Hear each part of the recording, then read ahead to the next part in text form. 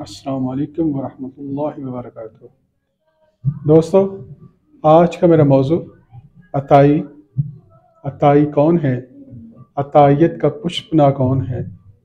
और क्या अताई की फैक्ट्रियाँ जो हैं वो कहाँ पर हैं?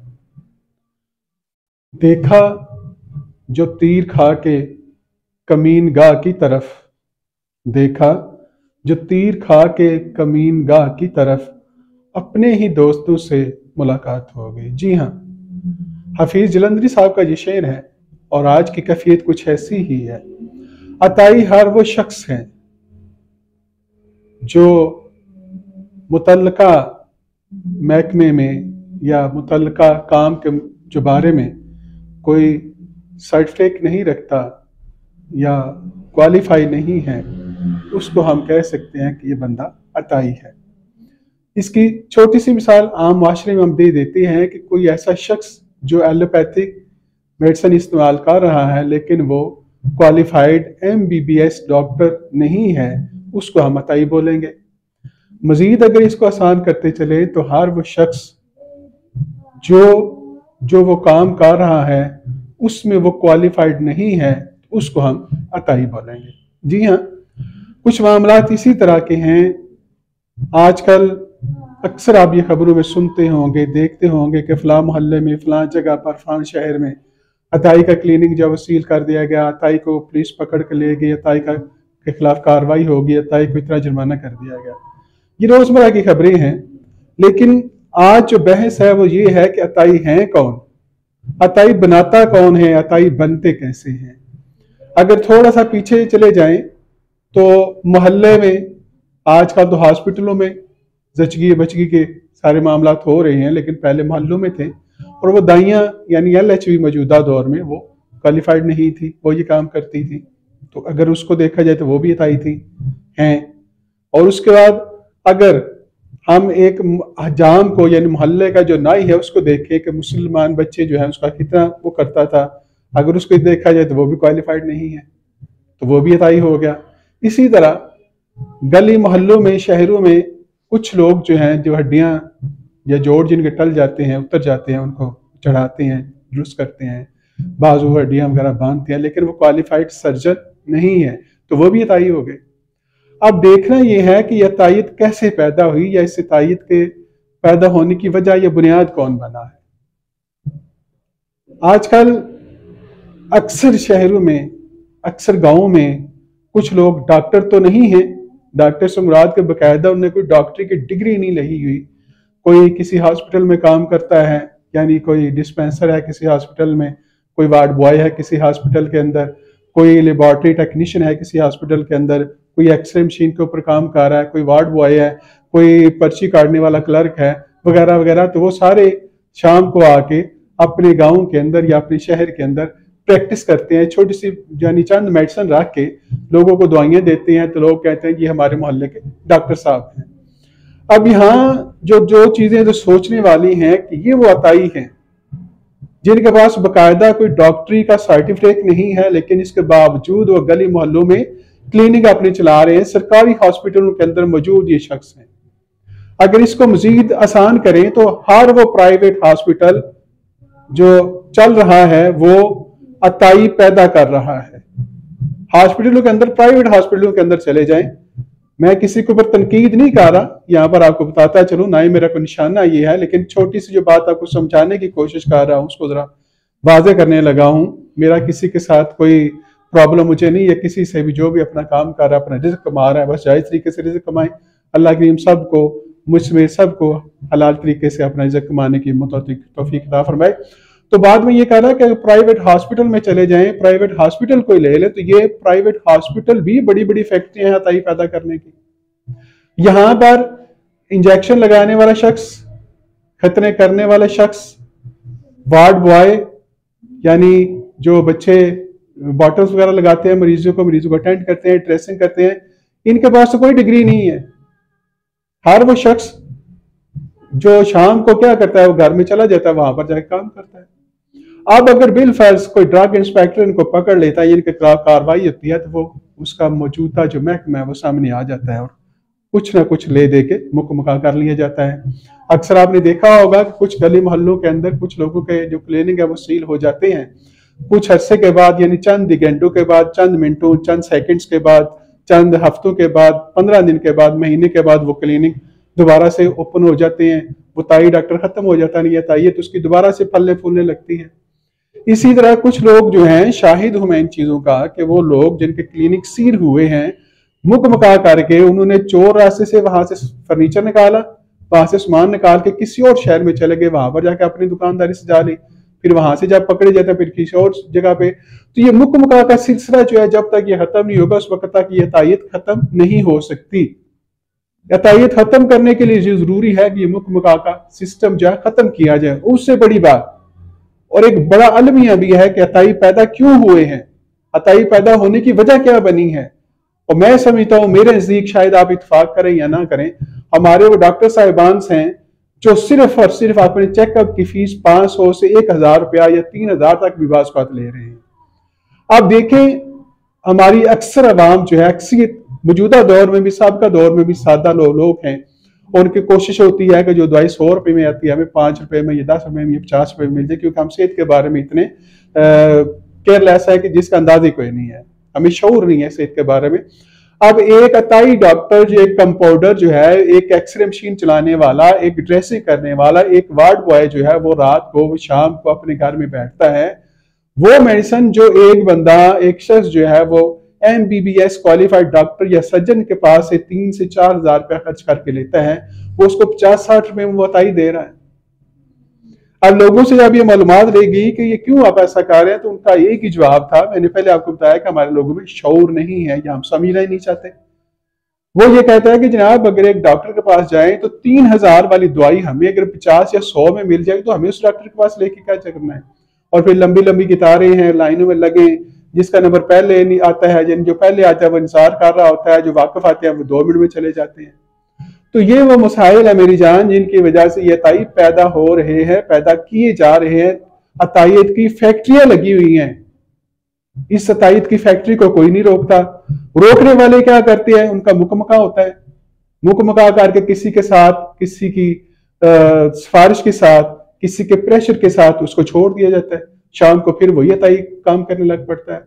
अब इसके ज़मरे में जिस शोबे को ज्यादा घसीटा जा रहा है, जिस शोबे को ज्यादा रगड़ा लगाया जा रहा है, वो है होम्योपैथिक डॉक्टर। वो होम्योपैथिक डॉक्टर जो बकायदा क्वालिफाइड हैं, उनको तायत के नाम पर सख्त तंग किया जा रहा है। यहां तंग किया जा रहा है कि अगर वो अपने क्लिनिक में कोई बैंडेज रख लेता है तो उसको बैंडेज रखने की भी परमिशन नहीं है। पट्टी, दूसरे लफ्जों में, घर में अगर जख्म वगैरह हो जाए तो उसको पट्टी लपेट लेना, आम शख्स भी लपेट सकता है, उसको वहां पर तक तंग किया जाता है। यहाँ के अगर उसके पास से कॉटन यानी रुई निकल आती है तो उससे भी उसको तंग किया जाता है, आपके पास रुई क्यों रखी हुई है, आपको अलाउ नहीं है। हालांकि पट्टी, कॉटन ये मेडिसिन में नहीं आती, इसको जो चाहे वो इस्तेमाल कर सकता है, ये कोई मेडिसिन नहीं है, ना इसका कोई नुकसान नहीं है, इससे कोई मरता नहीं है। लेकिन दूसरी तरफ वो लोग जिनको पता ही नहीं है, हॉस्पिटल में काम कर रहे हैं, डॉक्टर क्वालिफाइड नहीं है, इंजेक्शन लगा रहे हैं, 35 रुपए का एक इंजेक्शन मिलता है दर्दों के लिए। अब नाम कंफर्म नहीं है मुझे, शायद कैनाडेक्स, शायद ये कैनाकिट वाल, जो भी उसका नाम है, 35 रुपए का में ज्यादा हो गया हो। ये जो लोग हैं हॉस्पिटलों में, सरकारी और प्राइवेट हॉस्पिटल में काम करने वाले, जो क्वालिफाइड नहीं है, उनको क्लिनिक बनाए हुए हैं उनके, और मैं आपको दिखाने के लिए तैयार हूं, लोगों को बताने के लिए तैयार हूं, उनके चेहरे दिखाने के लिए तैयार हूं जो ये काम कर रहे हैं। 35 रुपए का एक इंजेक्शन वो एडी में लगाते हैं और लोगों से 5-500, 5-5 हजार तक लेते हैं। क्या ये जुल्म नहीं है? इसकी आड़ में होम्योपैथिक डॉक्टर्स को तंग किया जा रहा है। हाँ, वो होम्योपैथिक डॉक्टर जो होम्योपैथ तो हैं लेकिन एलोपैथी इस्तेमाल कर रहे हैं, वो गलत कर रहे हैं, उनके खिलाफ कार्रवाई होनी चाहिए, करनी भी चाहिए। लेकिन सवाल ये पैदा होता है कि क्या ये कार्रवाई की हद तक ही रहेगा?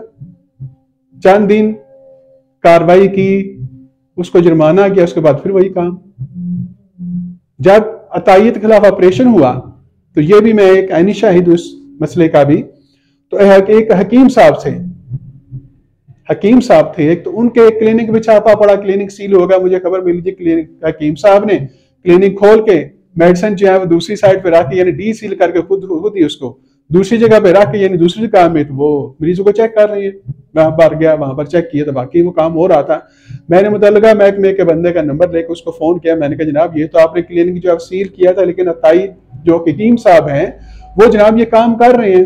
अताई का लफ्ज इसलिए मैं इस्तेमाल कर रहा हूँ, हकीम साहब के साथ ही वो बाकायदा उनने तिब से कोई डिग्री नहीं ली थी, क्वालिफाइड हकीम नहीं थे, इसलिए अताई का लफ्ज इस्तेमाल कर रहा हूँ।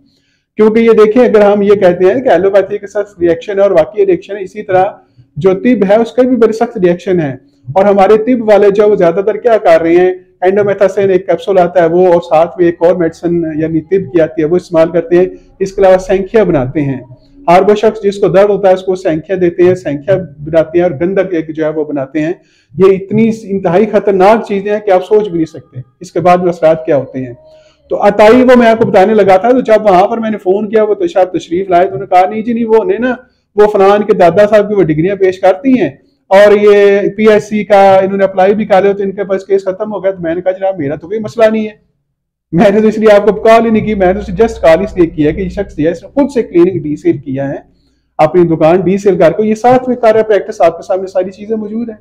बहरहाल उसका क्या हुआ, आज भी वो वहां पर मौजूद है, वो लोगों को उसी तरह मेडिसिन दे रहा है। अगर मैं ये लोगों को लूट रहा है लोगों को ये बेजान होगा, क्योंकि वो क्वालिफाइड हकीम नहीं है।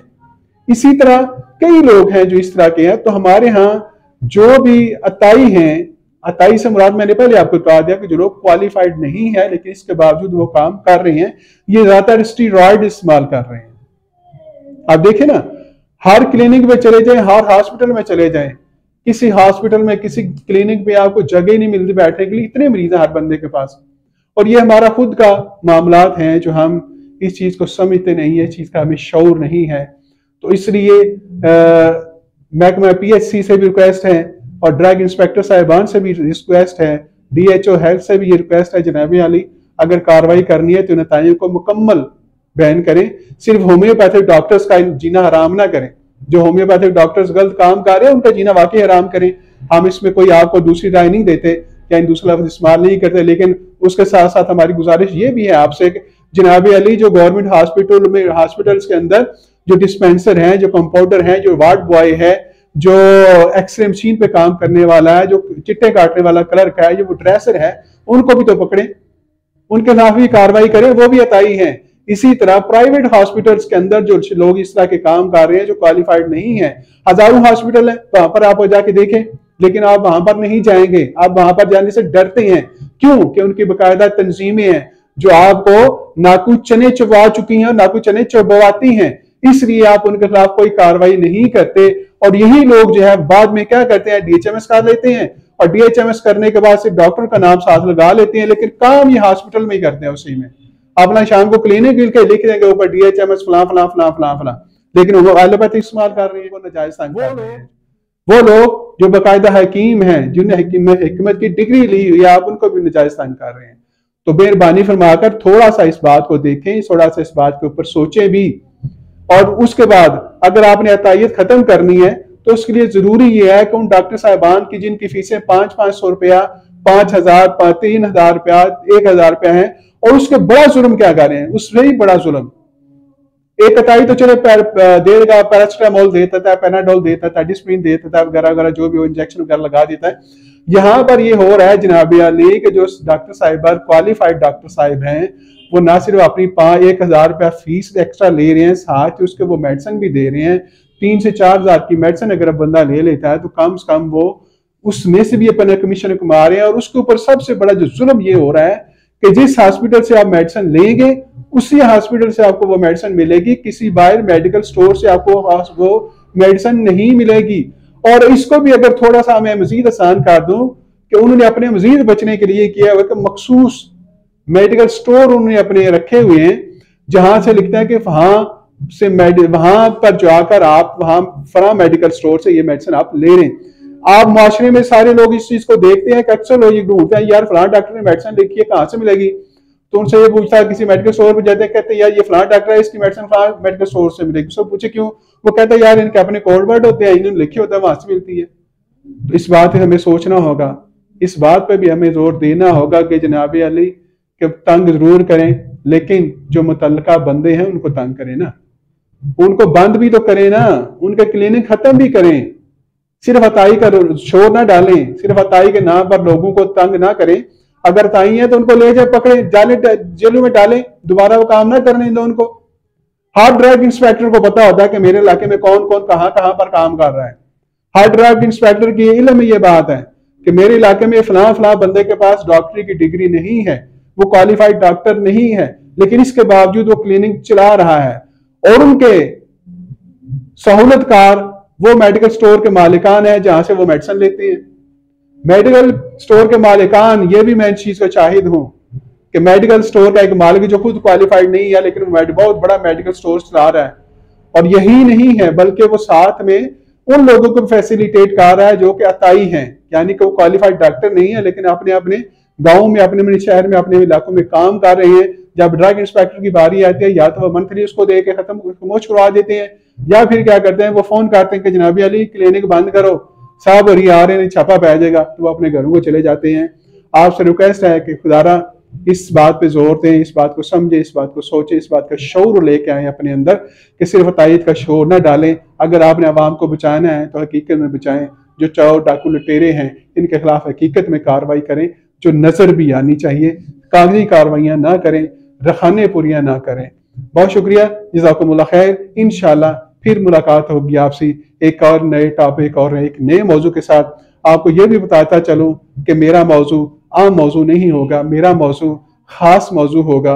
अवाम के मसाइल होंगे जो मुआशरे के अंदर जीते जागते मसाइल हैं जिनसे हमारा रोज पाला पड़ रहा है, पड़ता है, और शायद जब तक हम जिंदा हैं पड़ता रहेगा, उस वक्त तक जब तक कि यहाँ पर कानून की हुक्मरानी कायम नहीं हो जाती, अमली और हकीकी कानून जो है यहाँ पर लागू नहीं हो जाता, उस वक्त तक ये मसाइल हमारे साथ चलते रहेंगे और हम ये मसाइल के साथ चलते रहेंगे।